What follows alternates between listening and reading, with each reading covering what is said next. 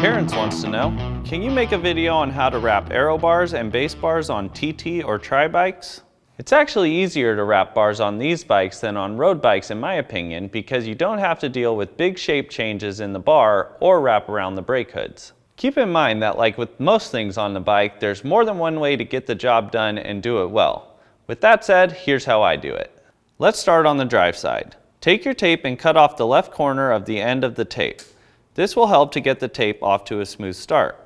Wrap the cut end around the Aero extension starting at the base of the shifter. Orient the end of the tape so that the cut edge is on the underside of the bar. Pull the tape tight as you wrap so that it won't come undone later. As you go, pay attention to the gaps between each wrap. Keeping them even and consistent isn't just pro, it will help keep the bar tape on. Continue to wrap the bars until you get about a palm's width away from the shifter, and then use your scissors to cut the tape so that the cut edge is perpendicular to the Aero extension. I like to have a long tail on my cut edge so that I can wrap it evenly around the extension. I also like to cut the tape so that it ends on the inboard edge of the underside of the bar, which makes the end virtually invisible when finished.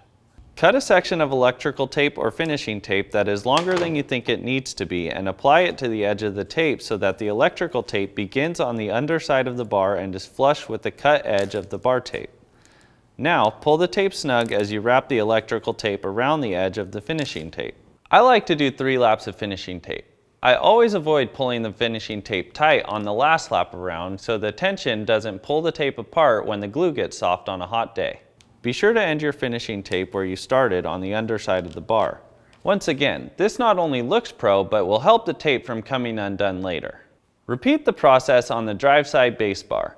I like to end about a palm's width back here too, but it's your decision if you want to go a little further. Begin the whole process again on the non-drive side of the bike. The difference is that on the non-drive side, you will start by cutting off the right corner of the end of the bar tape.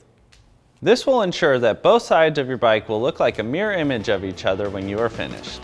If you want your question asked on Ask a Mechanic presented by Art Cyclery, send your inquiry to webletters@competitorgroup.com.